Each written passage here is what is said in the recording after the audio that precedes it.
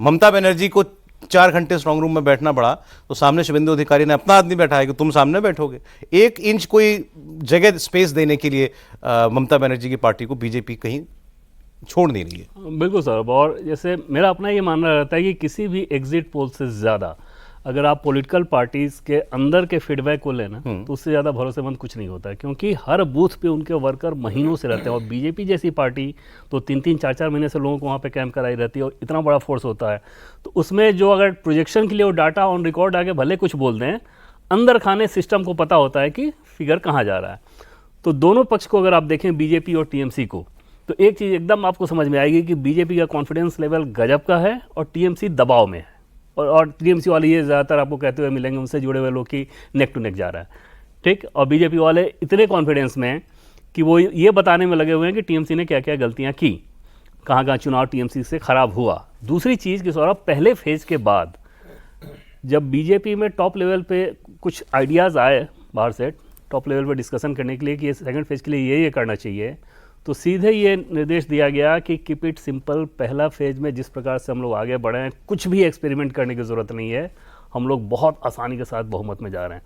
तो जब आप फ्रस्ट्रेशन में होते हो, दबाव में होते हो, तो बहुत कुछ ट्राई करते हो, बहुत कुछ उठपटांग बोलते हो, जो कि टीएमसी करते हुए नजर आ रही है। बीजेपी एकदम कूल कमांड। आज के 2 दिन की अगर बैठक की बात करें सौरभ, हाँ, ये बीजेपी काउंटिंग डे को लेकर के क्या बैठक कर रही है? अब सोचिए, काउंटिंग डे के बैठक, जैसे पहले मैंने आपको बताया था कि बीजेपी का मानना था कि 2021 के विधानसभा चुनाव में हमारी 50-55 सीटें ऐसी खराब हो गई जो कि हम जीतते, लेकिन काउंटिंग में हेरफेर हुई, गड़बड़ी हुई, हमारे लोगों के साथ को या तो भगा दिया गया या फिर हमारे लोग बहुत इक्विप्ड नहीं थे इंफॉर्मेशन के मामले में। तो ये 2 दिन की बैठक है, आज 3 बैठक, कल 3 बैठक।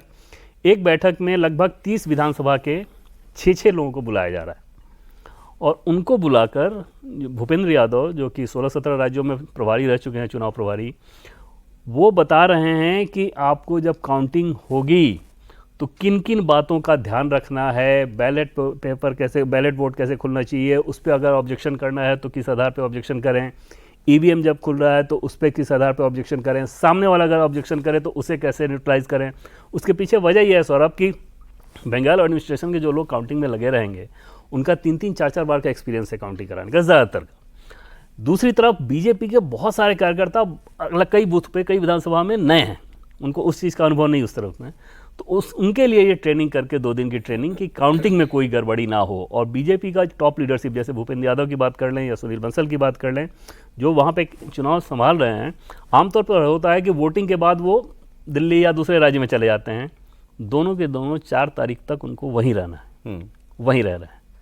तो ये काउंटिंग में कुछ गड़बड़ी ना हो, काउंटिंग में आप अपनी पूरी इफिशियंसी के साथ लगे रहें। चलिए, मैं ये बात भी मान लेता हूँ कि ये सतर्कता भी सब बरत रही है भाजपा, लेकिन ये जो 29 और 4 के बीच में जो हम देख रहे हैं, कल जो हुआ रात को, आज भी एक आध जगह से, आज सुबह भी लोग पहुंचे वहां पर स्ट्रांग रूम के बाहर, फिर उसके बाद कोलकाता पुलिस को बीएनएस की 163 धारा लागू करनी पड़ी कि यहाँ कोई 5 लोग जमा नहीं होंगे। तो उससे क्या मिल जाता है? ममता बनर्जी को 4 घंटे कल स्ट्रांग रूम में बैठ के क्या मिल गया? कोई जिस चीज़ का सारा डिस्प्ले बाहर मॉनिटर पर दिया जा रहा है, सीसीटीवी का दिख रहा है, सब कुछ दिख रहा है। इसका टेक अवे सौरभ 2 चीज़ है। पहली बात तो ये कि वो अपना ग्राउंड तैयार कर रही है 4 तारीख के बाद के लिए, कि ये बताएं कि हाँ, हारे नहीं हराएंगे। और अचानक पूरे चुनाव में 226 200 के पार का आंकड़ा नहीं आया, अब आ रहा है अचानक से 226 का, तो वो मैसेजिंग वो है। और दूसरी चीज़ आप उसमें एक और देखें टेक अवे, क्या बीजेपी को ये कहने की ज़रूरत पड़ रही है पब्लिकली कि हाँ, आप यहाँ पे लोग रहें, हमारे लोगों को भी रहना चाहिए? ममता बनर्जी कह रही है कि मैं 4 घंटे हूँ तो आप लोग भी खड़े रहें, आप लोग भी रह सकते हैं। मतलब क्या है उसका कि आपका सिस्टम आपको उस रूप में सपोर्ट नहीं कर रहा है।